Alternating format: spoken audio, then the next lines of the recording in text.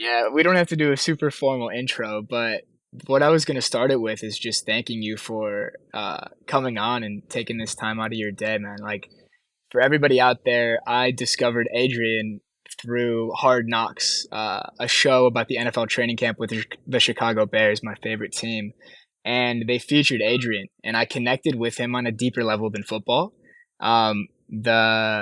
The gracefulness he embodied and his perspective on life, and sent him a voice note on Instagram, and he replied, and I was like, "Whoa, this is so cool!" And so we decided to jump on the podcast. So, man, I really appreciate you taking the time to respond to the voice note and then hop on. This is so cool. No, man, I appreciate you for one, for recognizing me, seeing me um, for who I am, and finding the appreciation in that. Authenticity is often overlooked or underappreciated, especially in this day and age. So yeah, I mean, people are scared of it, but you lean into it, you embrace it, and you actually embody it. So appreciate you for being on your journey and sharing your journey as well. Thank you, man. I appreciate it. Yeah. And so, for everybody out there that doesn't know you yet, potentially coming from my audience, more like the creator economy, business, spiritual side of Twitter, Instagram, can you give a little bit of a backstory on yourself? Like, who are you? How did you get to this point? Because you'd be able to explain it better than I. Yeah, so I mean, my name's Adrian Colbert, born and raised in small town Wichita Falls, Texas. Literally a stone's throw from the border of Oklahoma on the north side. Uh, Graduated from the University of Texas, transferred to Miami, um, got drafted by the San Francisco 49ers in 2017. But before all that, like I was in Wichita Falls, growing up in a very, very hard urban culture, slept on floors, hung around drug dealers and gang members, uh, had my baby crib shot up when I was a kid. My dad was heavy in the streets. My mom were heavy in the streets. Nobody went to college. I was the first in my family to go to college, graduate college, and take it to a level where no one is seen in my family. So uh, after I graduated, went on to San Francisco, played 2.5 years at San Francisco, been a journeyman since. So been to Seattle, Miami, New York Giants, New York Jets, um, Cleveland Browns, and Chicago. Those are teams that I played for. Not honorable mentions: Kansas City Chiefs, New England Patriots,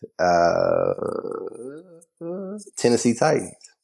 So I mean, these are all the teams that I've been around, and I've been fortunate enough to learn from a lot of great guys, play a lot of ball in these years, and grow in a incredible, beautiful way. Um, Getting to where I am now, in this holistic, high, abundant, abundantly loving version of myself. Started after having my son. Not me physically having my son, but my son being born in 2022. Um, I was in between teams. It was crazy because I had to leave. I had to leave 3 days. No, not even 3 days. So 3 days. Yeah, 3 days after my son was born. Literally 2 hours after um, getting out of the hospital, my son, I got a call to go and work out for a team. That was the hardest moment of my life. Like you literally get out of the hospital and a team is calling you to come and work. And like, that's the life of someone that isn't a lock in on a roster or a multi-million dollar contract, multi-year contract deal. You wait on a call and, I had to go. Well, I didn't have to go. I chose to go. I went, worked out, didn't pan out. thank God it didn't pan out because like I was crushed. Like I'm literally crying as I'm in an Uber heading to the airport because man, you know, like having a kid is the for me it's the best thing that's ever happened to me.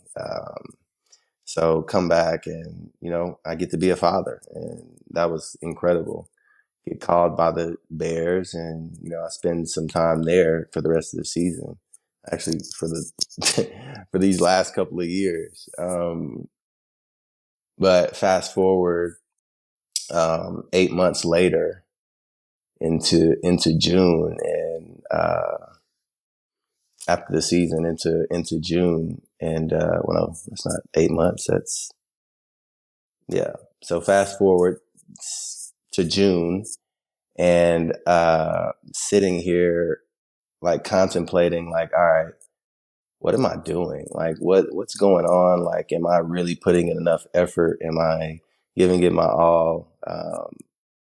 Not only in my life, but as a father on the field. Like, am I? And I thought to myself that, and I decided that I wasn't. And I was like, all right, now what are the steps that I can take to maximize not only this time on the field, but like maximize my presence as a father. Like, what can I do? Like, what habits can I adjust or rewire to, you know, set a great foundation for my son and give myself a better opportunity to go out and perform at my highest level? Because I'm already at the highest level of the sport, but I'm not performing at my highest level. So I stopped drinking. We're 15 months. We're 15 months past my last drink, and you know that was literally the catalyst to the growth. Me stop drinking. I've read 40 books since I stopped drinking. Well, since Labor Day last year, and you know I went on this journey of healing, like inner work that has been sometimes dark but so rewarding. Um, I ended up coming back to Chicago because I tore my hamstring second week of preseason. Uh, this is like 2 months after I stopped drinking, thinking that oh, like I'm just gonna stop drinking and everything's just gonna be great. That was like my mindset of having expectations versus having intentions. And I'll get back to that like mindset because now there's no expectations with me. There's only intention. Um so injury happens, I get released on a medical, and now I'm gone. I'm back home. Like I literally start overloading on reading. I started juicing. I learned how to cook. I started playing instruments. Like I'm really diving into this. Like, all right, I'm by myself.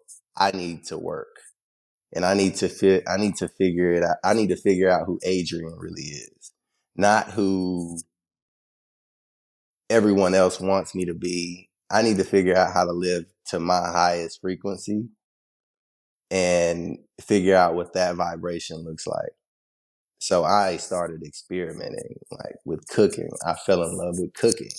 Like I fell in love with making juice. Like I bought 3 juicers. I fell in love with playing sound bowls. Like music was something that has always amused me. I've always been attracted to it, but I was just always afraid of trying something new, being open. I was always so closed and rigid with the foods that I would try, the activities that I would try to take on, the people that I would surround myself with, and you know, things just started. I just started to break down walls that didn't serve me, and you know, it helped me so much. It like my shoulders dropped immediately.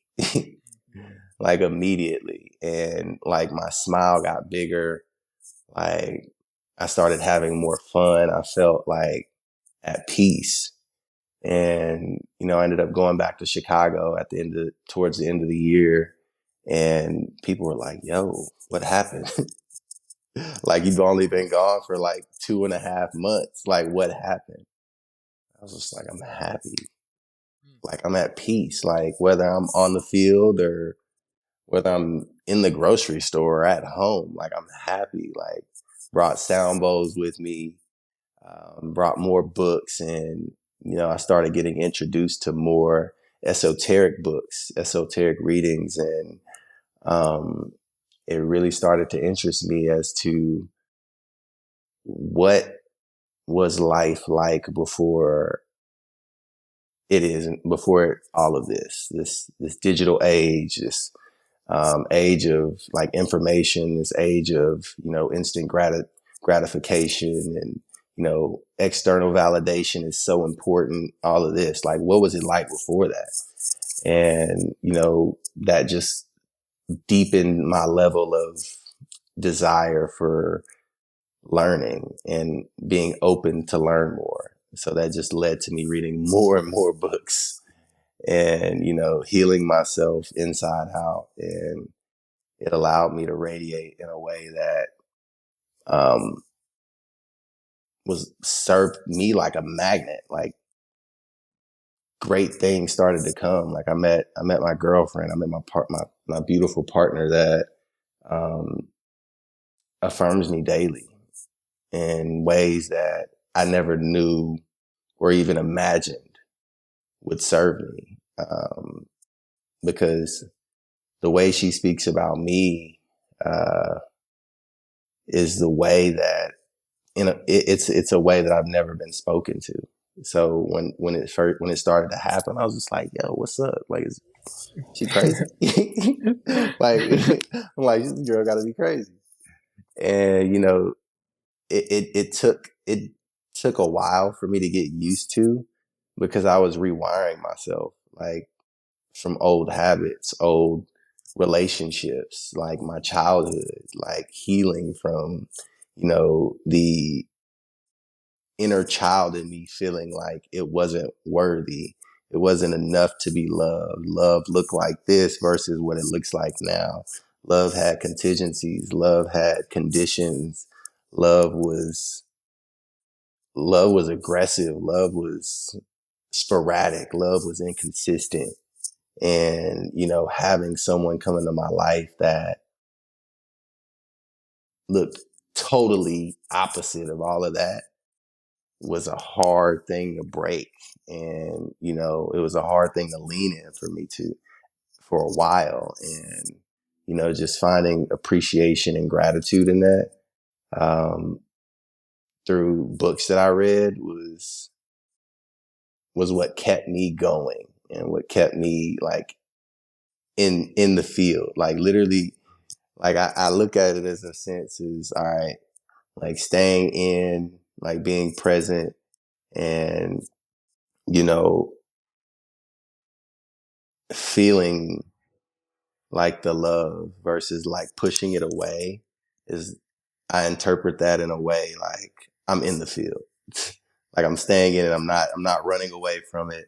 Like I'm in it. And, I stayed in it and, it has changed me in ways that I'm like, whoa, like I was getting letters of affirmation, post-it notes of affirmation, and that filled me. Like that filled the kid in me, that filled the teenager in me, that was scared of conflict, that was scared of affirmations, that always said, I don't need to be told anything. I don't need to be told that I'm loved. I don't need to be told that you care about me because for some reason, like I was conditioned to just know those things or think I know those things. And, it was beautiful and it still is to this day. Just seeing that, reflecting on that. And when I went to Costa Rica, in March. Uh, I went and sat with ayahuasca, and that was what really just. I was already walking around with no shoes before, but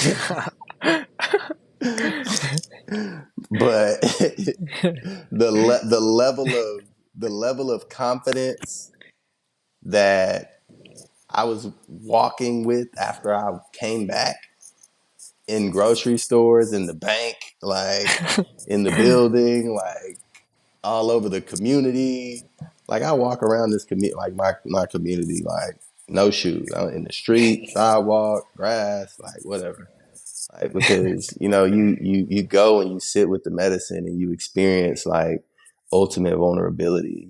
You experience what it's like to live at the highest frequency, and you understand that like universally we are one, and we are all just particles of love, energy of love. And the more that we, um, you know, put on masks to appease to other people, to be validated externally, the more we lower our frequency. And it is, man, like that first ceremony was, and I feel like I'm jumping around, but like that first ceremony was so special to me because like I went into like, and like when you go in a ceremony, you go in with an intention, and my intention was to surrender to love. Bless you. Thank you. And you know, it was just that. Like I surrendered, and my heart exploded. Wow. Wow. Like It's beautiful. like my heart exploded. Like that's just like that's the only way I can describe it because that's exactly what I saw. Like I closed my eyes, like my eyes were closed when my first purge happened, and a how I describe it is like a 3D geometrical heart like just shattered, like just shattered, and like my eyes are like tearing up like talking about it because like just that's just how powerful it was, and like tears just flooded down my eyes, and it just felt so good to just let go. Just felt so good to like really experience love and really be able to receive it and give it out because I felt like my entire life that I can remember, I was limited on how much I could love someone. I was limited on the amount I would receive love. Like a lot of like past relationships, a lot of past friendships, like were often like limited because of my inability to allow someone to come closer than, right here. And, just to have that be released and then to have like the understanding and the awareness to what new love I've been receiving, it was so powerful. And then, I mean, at that point, I also realized like, which something I already knew, like how much I loved my son. Like I literally wrote in my journal, like I worship my son.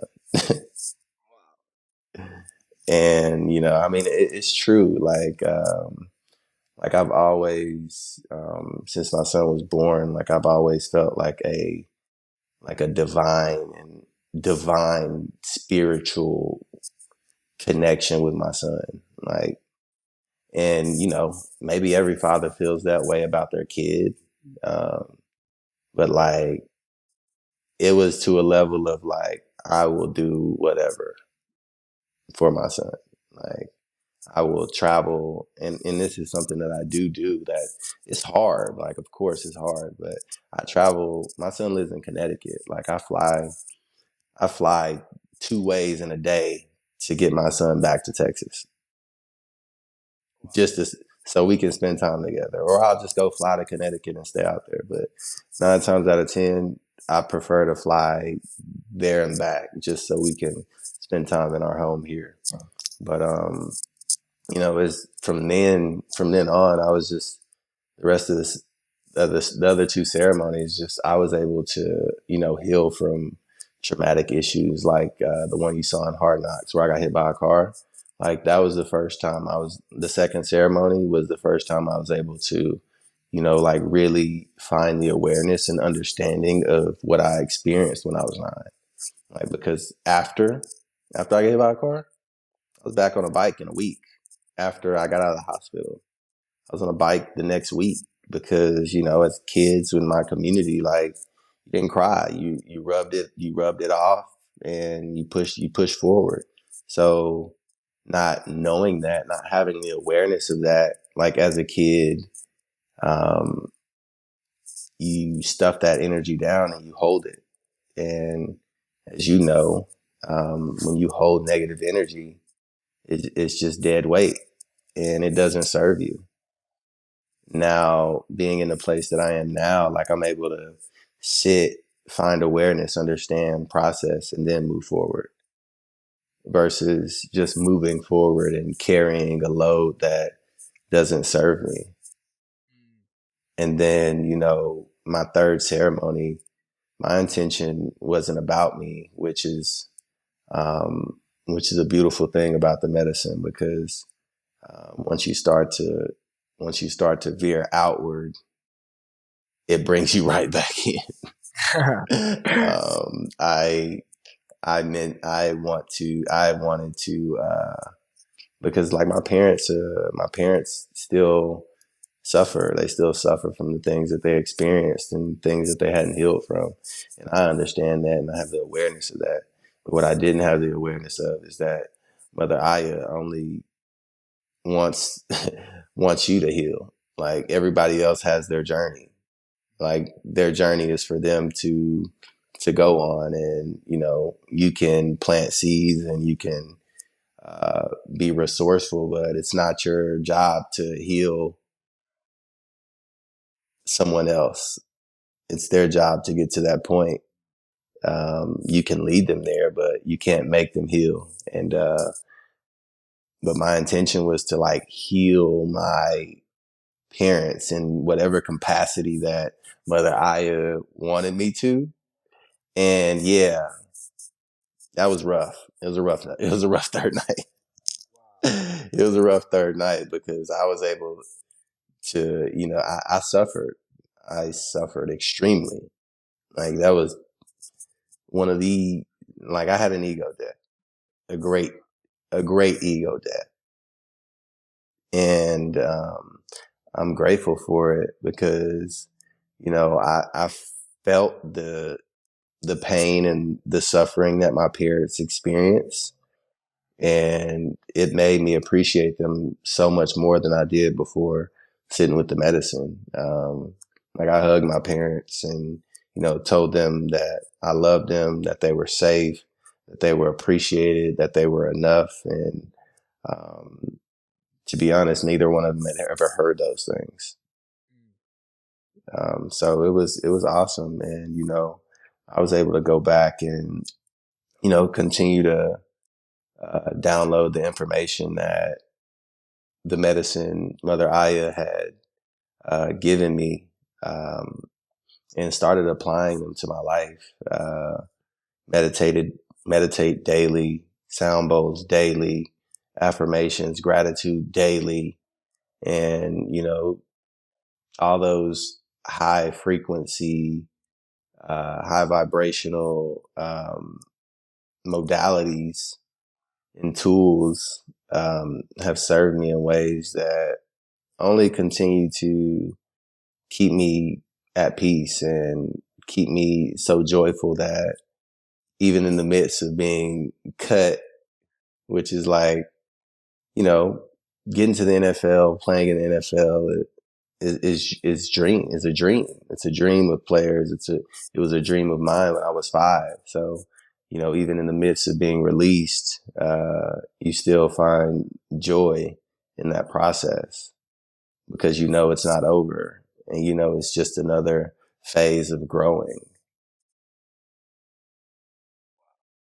Man, that was beautiful. Like that was so beautiful. And this is why I'm so excited like for you to really start stepping into this maybe next layer of purpose and sharing because you just went for like 25 minutes uninterrupted just like I have so much to share with the world. So I loved every minute of it. And you're speaking my language with like so many words you're talking about, like opening the heart, frequency, energy, grounding, freedom, medicine work, inner work, like shadow, ego. Like, man, it's so inspiring to hear this because after playing college football for 2 years, like these were never conversations I had with anybody on my team. However, I was not ready to have the conversations at that time. Like it took me leaving football behind to start finding out all these different things about life and myself and reality. But for you to find them in the midst of your career is like it's really inspiring and it's really cool. There's so many things I could dive into based on what you said. And the first thing that I'm curious about, because this is always something I'm navigating, is when you start to make this inner transformation and inner shift and you start healing and you start elevating your frequency, you start walking around barefoot. Like I walk around my suburban neighborhood barefoot. I walk around the coffee shops barefoot and people give me like a few looks or like, they're like, what happened to your shoes? And I'm like, no, I'm just like, I'm grounding. They're like, what's that? Yeah. But when you start adopting these new habits like grounding, meditating, bringing your sound bowls, bringing books back around an NFL locker room, like was there was there like self-judgment that comes up? Was there fear that came up? Were there people that were like making fun or criticizing you? And how did you navigate that? Because people that knew you before the change expect you to be something, and then you realize you're not that and you start to change. And then people are like, "Oh, how do I talk to this person? Like, who is this person in front of me?" So, what was that transformation like in those few months where you tore the hamstring and had a huge change? So you know, it's not crazy, but it's like one of these things where I like to think of it as like influence and a universal sign. So before the hamstring tear, we actually had a player on our team. His name's Harrison Hand. Um, he's very he's very aligned. He's very much in that spiritual realm where he's very holistic and walks around barefoot, wears linen every day. Um, and the only music he listens to is frequencies. And I actually, in 22, when I got to Chicago, he was here, and he walked around barefoot everywhere. He went to walkthroughs barefoot. Like they would have to force it. They would have to force him to put shoes on. Like unless it was practice, like practice, like you gotta put your cleats on for practice. But for the most part, like he would not wear shoes. And I was like, man, I want to learn more. Like I want to know why. And I had always like I would train. I've been training barefoot since 2019. Since 2019, just because of the grounding benefits. It also helps that like when you work out with no shoes, like you work muscles that you just can't get to when you have shoes on. And I had an ankle sprain that I had surgery on in 2018. So I was trying to do everything, any and everything that could help my feet and my ankles be better. Because, your feet is the foundation of your body. If your feet and ankles aren't strong, stable, and mobile, it's going to cause knee problems, hip problems. And, in football, like our legs are our money. Like if you Mhm. can't use your legs, then good luck. Good luck staying on the team. So, I've been training and grounding since 2019 and I've no ankle injuries since then. No rolls or anything. And that's been great.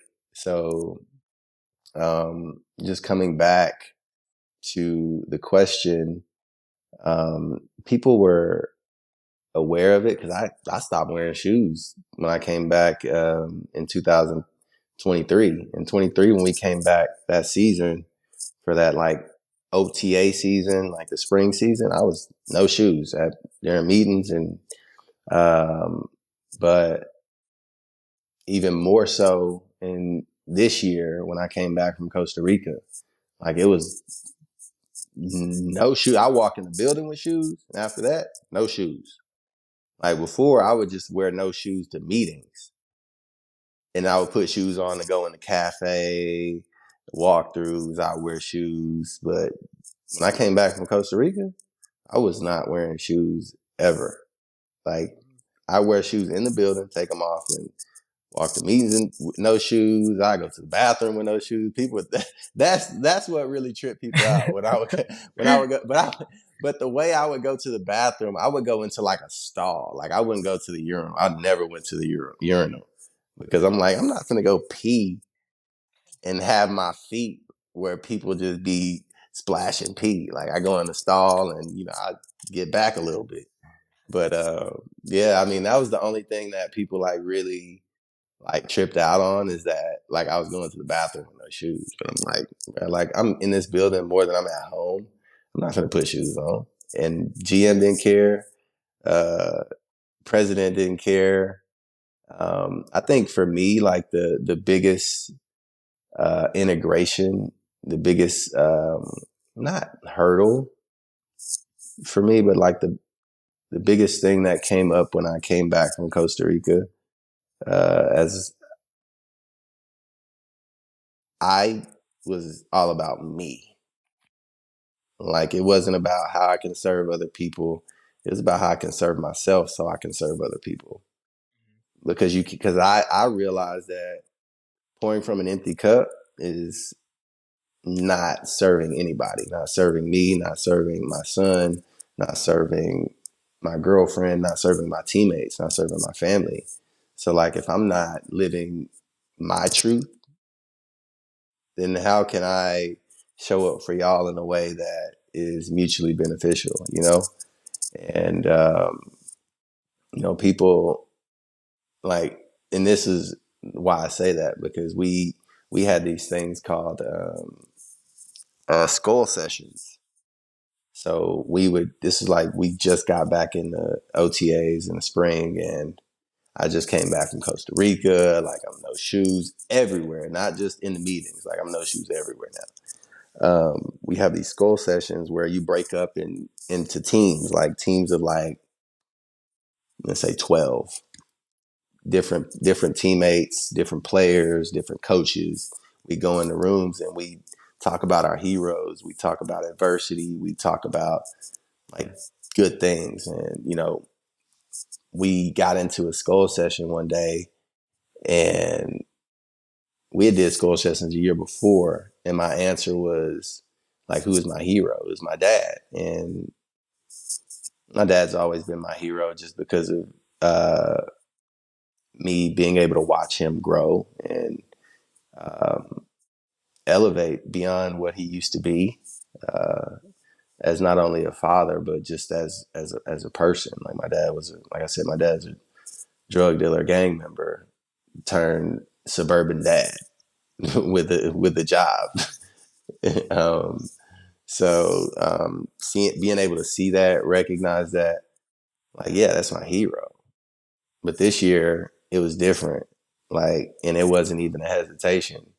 I was my hero this year because I've been able to go out, put the work in, and get to the point that I'm at, not just career wise, but just life and spiritually wise. Like, that's hard work.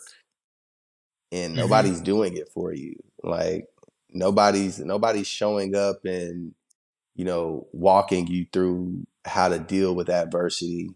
Nobody's waking up and telling you how to, process emotions or any of these things. And you have to do it yourself. And I learned that. And being able to appreciate myself and, give myself flowers was something that I never would have been able to do.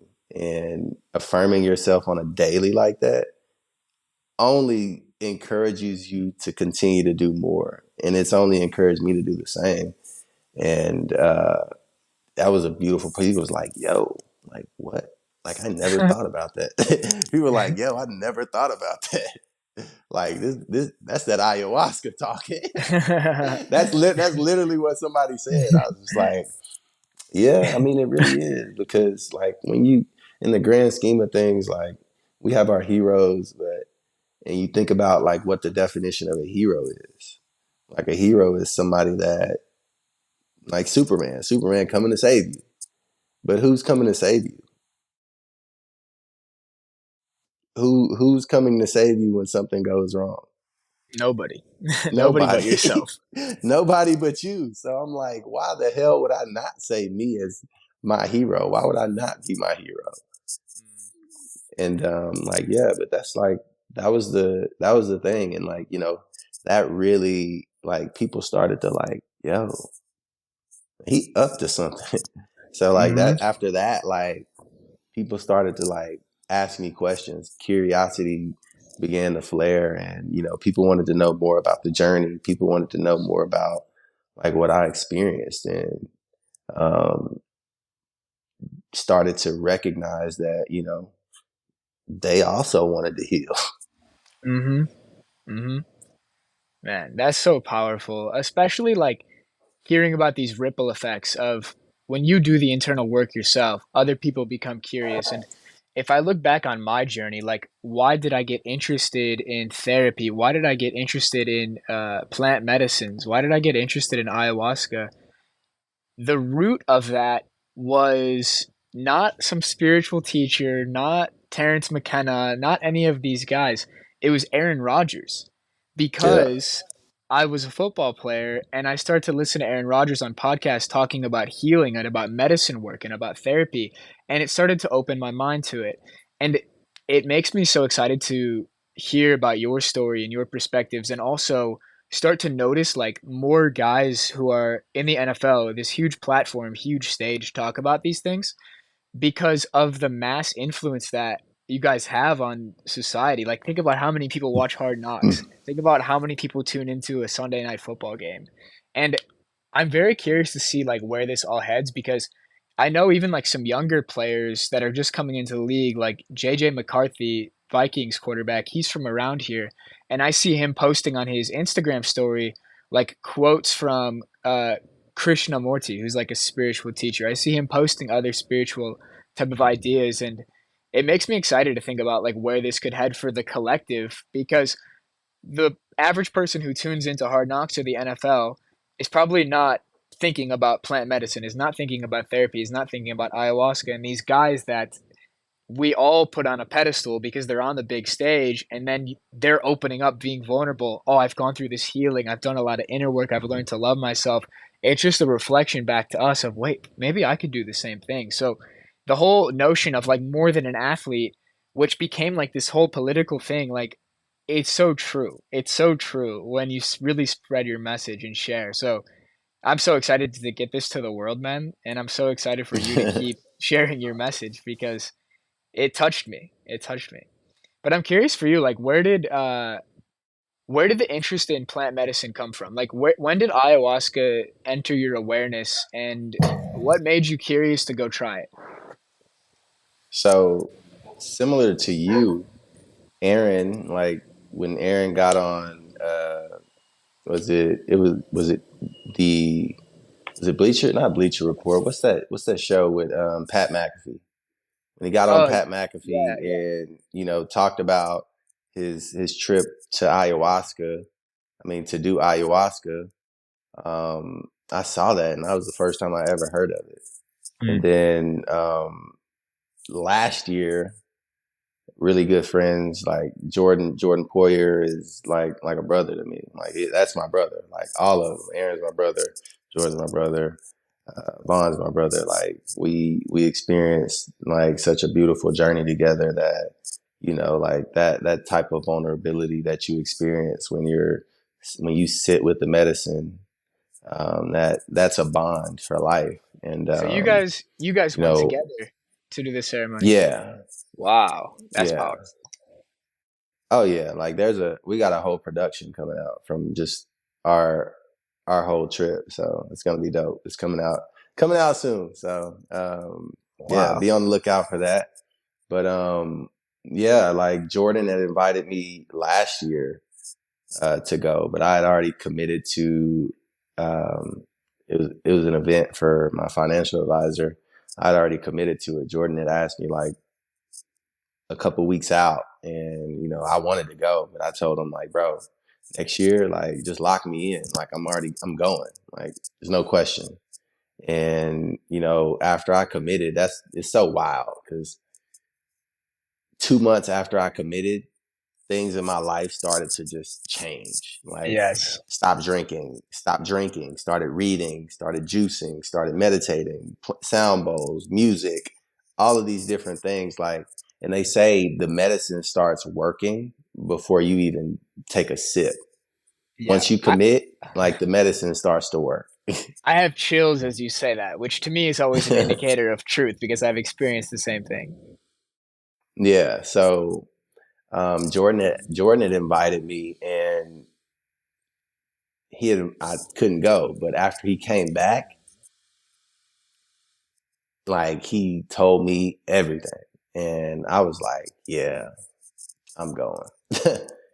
And yeah, like, ever since then, like, I committed. I didn't even watch any videos. I didn't do anything. Like, I didn't, because there's a book, in a book, I forgot which book it was. I mean, there's so many damn books I read, but one of the books talked about like experiences, and it's always cool to hear someone else's perspective on an experience, but you never really know until you go. And that was the approach that I took with going and sitting with the medicine. Like, I didn't, Jordan's story was enough for me. Like, Aaron's story was enough for me. Like, I don't need to watch any YouTube videos. I don't need to do any more research. I understand, like, plant medicine is something that you can't be addicted to. It's something that won't kill you. So, like, I'm going into this with the intention to heal, and that's all I want. And since it's known to heal people, then I think this is going to be good for me. Mm. Yeah, it's the idea you mentioned at the start of expectations versus intentions. It's the same thing because I went to Costa Rica myself last year, like last September, to sit with ayahuasca with two friends and two people that I'm in the same game with now, more of like this entrepreneur writer game, which is funny. Like you kind of go with the people who you're doing the same thing as, but you're looking for something deeper. And one of my friends, I believe, from my perspective, went in with the expectation that the medicine is going to give me the answers. And he left the ceremony with no answers and like very disappointed, like, oh, like I didn't feel anything, like nothing happened to me. And from my experience, I went in with no expectations. Similar to you, I watched the Aaron Rodgers interview with Pat McAfee. I watched him on Joe Rogan, I think. And after that, I didn't watch anything. I was like, I'm just going to go. My three principles, I think, were like open mindedness, curiosity, and surrender, but no expectations. Like whatever it's going to show me, it's going to show me. And oh my gosh, I got so clear on who I am, why I am the way I am, and my purpose of how I can serve others. But I didn't go in with the intention to find those things out. I guess went in with the intention, but I didn't have the expectation that the medicine was going to show me anything. So I love that Yep. frame of expectation versus intention. And the other thing you said too, which I've been thinking about a lot recently and experiencing recently, is this idea of the field, like the quantum field, reality rearranging itself when you make an inner decision. So you make the inner decision to sign up for ayahuasca, and reality, external reality and internal reality are actually not separate, right? It's all just a mirror. It's all one, Mm-hmm. like we were saying. And so when you make that internal shift, your frequency changes. You enter a new reality. And so the external reality starts to shape to that shift, and you magically stop drinking. You magically start reading books. Like the whole process is already undergoing without actually even going to the medicine. And so Facts. once you're on this path too, another term I've been looking into recently is this idea of like spiritual momentum, where you the field starts to rearrange itself in such a positive direction, and you create so much upward momentum to really just become the freest, most expansive, fullest expression of yourself. And the first medicine journey is really just the tip of the iceberg. It's a Oh yeah. glimpse into like who you could be, what life could be like. I've also heard it put like the real journey begins when you get home. Like that's when the real integration, because you get all the lessons, you get all the insights, you get all the self-confidence and clarity, but like okay, when you go back to the NFL locker room, are you still going to embody this? When I still go back to my hometown, my parents' house, am I still going to be the same version of myself? Or am I going to conform to the idea that people have of me? So, Yeah. yeah, the first journey is the tip of the iceberg. And I'm so excited to keep exploring it myself. I have a 10-day retreat in about a month, actually. I think it's a month from today in the Amazon. So it's going to be 5 sessions. And what's funny about my first ayahuasca ceremony is I actually didn't purge. I didn't Whoa. I didn't purge. And I think it was because the medicine gave me what I needed in the moment. For me, the intention was like transitioning into manhood, and I was even nervous to take it because I was like, oh, maybe I'm too young. Like I just turned 22. Maybe I shouldn't do it yet.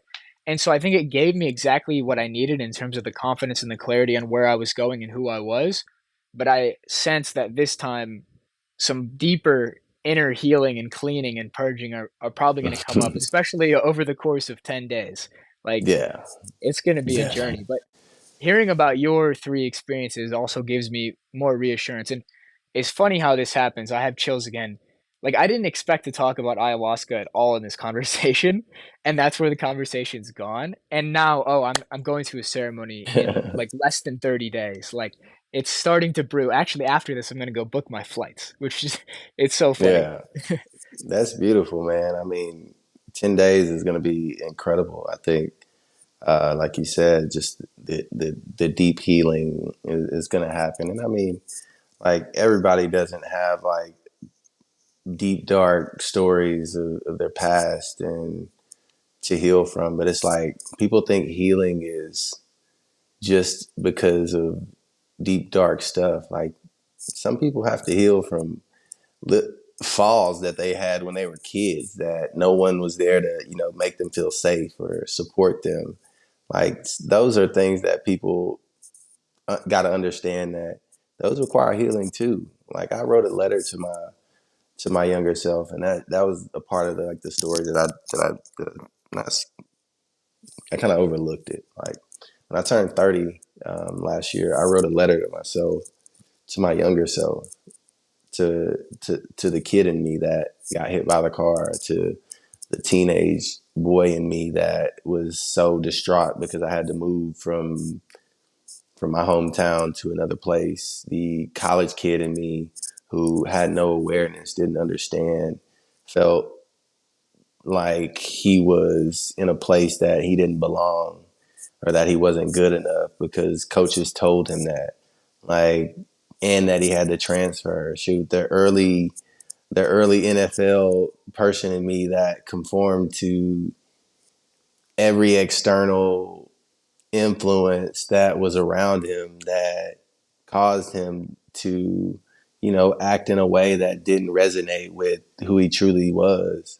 And then just the person that I am at the time, like, and it was so beautiful. Like I definitely released a lot, like in that process, taking on that challenge to, write those things because, as you know, words are spells, and we cast these spells into the universe with what we write and what we say.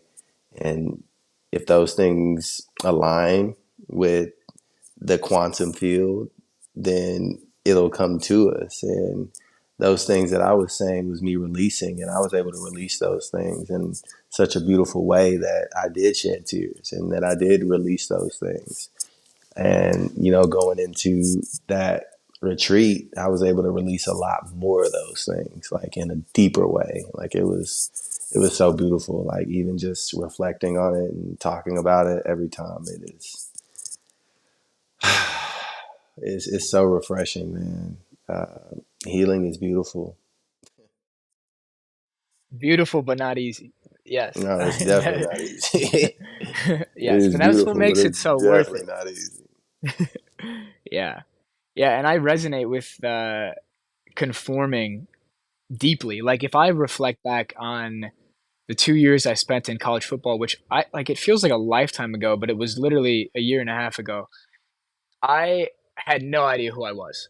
I would just conform to try to fit in with everybody around me. I was in the wide receiver room, but I didn't really feel like I fit in with those guys. Um, I was I was a gunner on special teams, but I feel like I didn't really fit with that type of personality or that player mold. And so I had no idea who I was. I had no idea what my hobbies were. Like just going to parties and just like insecurity, no confidence. Like I really had no idea. No idea who I Bruh. was. And it wasn't until I stepped away that I actually gave myself the space to discover who I am. And now I I keep in touch with a handful of the guys from the college football team, but if I went back, like they'd be like, "Who are you?" Like this is not Yeah. the person we knew in college, and it's so liberating to be in that state. But it's also the greatest test too. I heard it put the other day, like you're always free until you're not. And so, okay, I'm walking around free. I'm following my heart. I'm doing what I want. But when something comes up in the environment, whether it's an old friend, a teammate, a parent, a grandparent, and I feel triggered or I feel like, oh, I can't be my authentic self, that is the indicator to then keep moving through it. Keep moving through it. Yeah. And then once you move through it and you literally don't care what anybody else thinks and you're just being free in yourself, that is like the greatest thing to accomplish in human life, I feel. Like money, status, fame, all of it, screw it. Like just freedom. Freedom to be you. That's it. Facts, man. And I were like literally giving so much gratitude to Hard Knocks for choosing to share my story and my journey because that ultimately just expedited all of that. Like everybody knows, like, oh, this guy, it's the guy on Hard Knocks that doesn't wear shoes. Yeah. Like, all right, cool. Yeah. Now I don't have to wear shoes anywhere. And people are like, oh, okay, cool, whatever. But I'm like, it, it got to a point like now, like where like I just be me, like and unapologetically. It was a podcast today that I was listening to from Dr. G. Christian Gonzalez. He sent it to me, and it was about this lady. Her name's Anita. She was at end stage. She had end stage cancer, and she crossed over. And it was so beautiful because she talked about living life fearlessly, and she had met like her father who had passed away, and another spirit that she knew and loved, and they told her that her purpose had not been fulfilled, and her purpose was aligned with her husband, so that she should choose to go back to this physical realm. She went back and healed in end stage cancer, healed Mm. like at a very very fast rate. And her man, it like just her perspective on life, about living fearlessly, and not like in like how people like perceive like fearlessness is just aggressive, but in a way where you're unapologetically yourself, your highest self.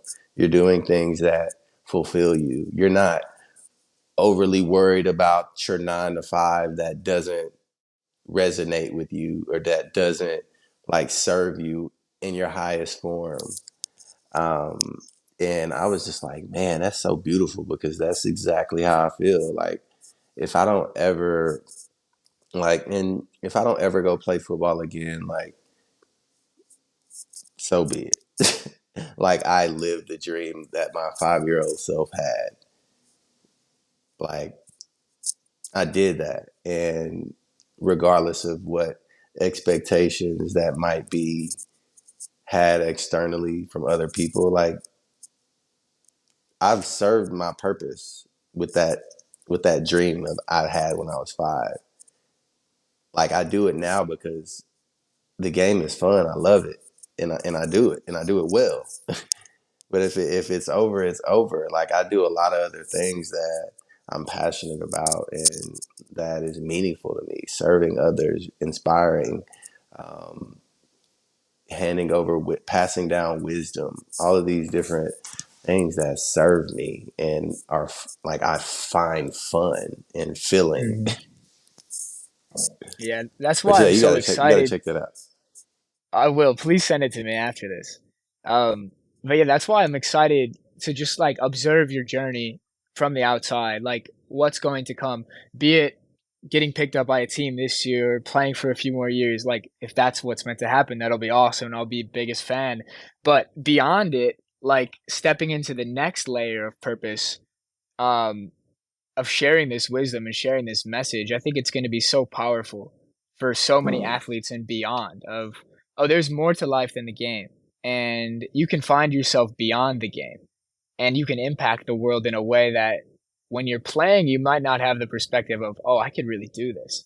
So it's really exciting to me, man. The future that No, you're going to create. no, I'm hyped, man. And not even just like for me, but just establishing like these beautiful, loving foundation that my son is going to be able to, draw from and, build on something stable, something firm, and something that's true versus um, having to,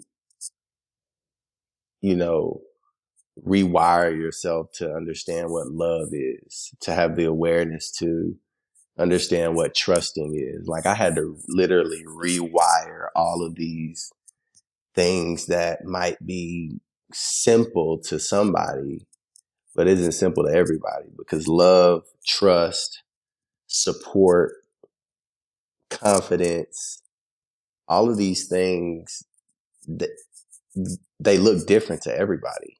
And for Mm. me, they were very inconsistent. Like security for me was that my dad was a gangster. Like that's not healthy.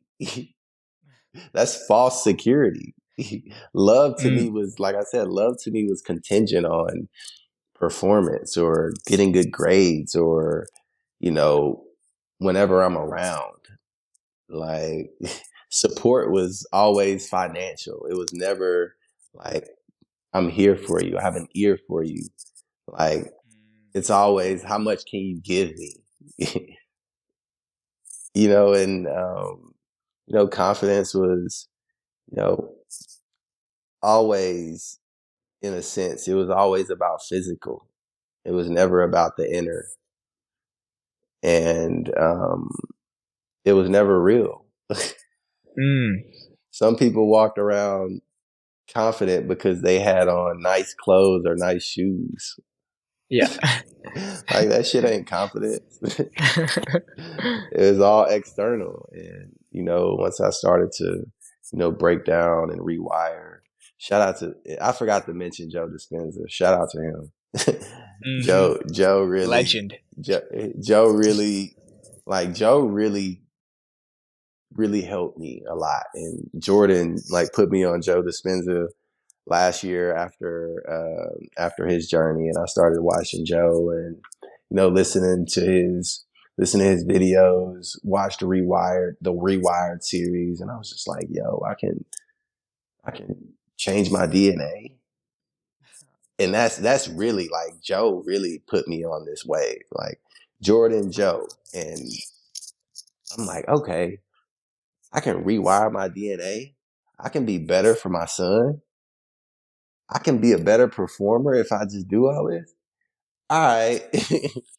So I mean, it's gonna be beautiful, man. I'm excited, and I don't know what it is. I mean, I'm already doing a bunch of stuff, but all the things that I'm like passionate about and that I enjoy doing. So, whether it's playing one more year, 3 more years and retiring, or just getting into this space, this wellness, this mental, spiritual place.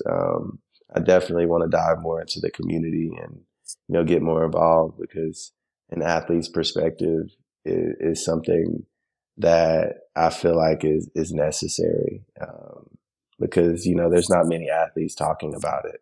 A lot of athletes aren't willing to put themselves out there because it's scary. It's scary to jump outside of the norm. Most definitely. Yeah, man. And something I wanted to ask you about too, related to performance that you mentioned.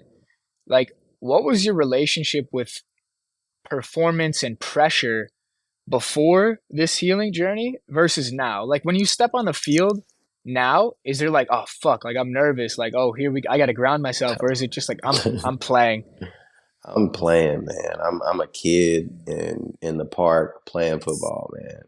Like there's no pressure. Like I have fun. I laugh. Like I'm not fueled by a chip on my shoulder. Like the chip was there, but that shit's gone. I'm fueled by love for the game, love for having fun, love for just being able to play. Like it's so, I guess you can call it cliche, but like so many people would die to be on the football field, and I'm blessed to be able to do it. So Mm, why not go out and have fun with it? Like I used yeah. to pressure myself on like, oh, I gotta go perform. I gotta do this. I gotta make sure I know this. I gotta make sure I know that. Like if I don't do this, this is gonna happen. Like now I just go out and play. Like shit. If I ball, I ball. If I don't ball, then I wasn't meant to ball that day. I didn't prepare enough. At the end of the Yeah. day, man, it's all about preparation, man. And I prepare to the highest degree. Film, study, practice, like recovery. And a big part of recovery for me was like self love. Like self love was the missing factor in my game. Like I was always worrying about like, well, I got to do this so I don't get cut. I got to do this so I can get some reps. So I got to do this so this can happen. Like X, Y, Z. Everything was contingent on me doing something, and instead of just being free and loving myself. I just wrote that idea down. That's a click for me right now. Self love was the missing factor in my game. Like, I never would think I'd hear an athlete say something like this.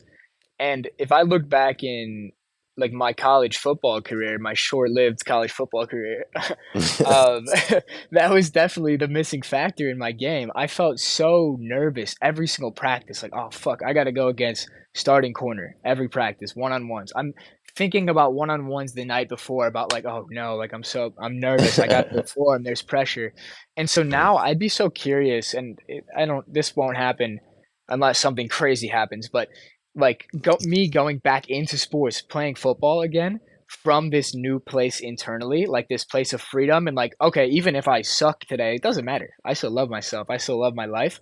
I'd be curious to see how I would play from this new place. And I've experienced it last night a little bit too. I went and played pickup basketball like at the gym near my house, and I Yeah. would even sometimes put pressure on myself in pickup basketball games. Like, oh fuck, like I'm the point guard. I got to make this shot.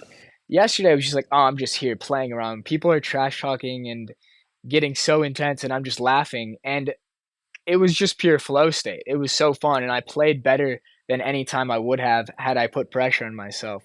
And even with these podcasts too, it's really interesting because when I started the podcast, I get so nervous before getting on the podcast, especially if it was like somebody I looked up to or was putting on a pedestal. But now it's like, oh, there's no need to perform. Like we're just setting up the camera and hopping on the call, and I'm outside, and it's a beautiful day, and like there's no pressure. It's all just play. And There's no pressure, I got it tattooed on me. It's all no play. pressure. Oh, it's all It's all play. I it's all love it. play. It's actually kind of an idea based on Alan Watts. I don't know if you've got into his stuff at all, but I think you'd like Alan Watts. I'm gonna have to check him out. No, but There, that's the but yeah, that's the mindset that I went into, and to like there's not a study, but there's like in my mind there was a study done for me.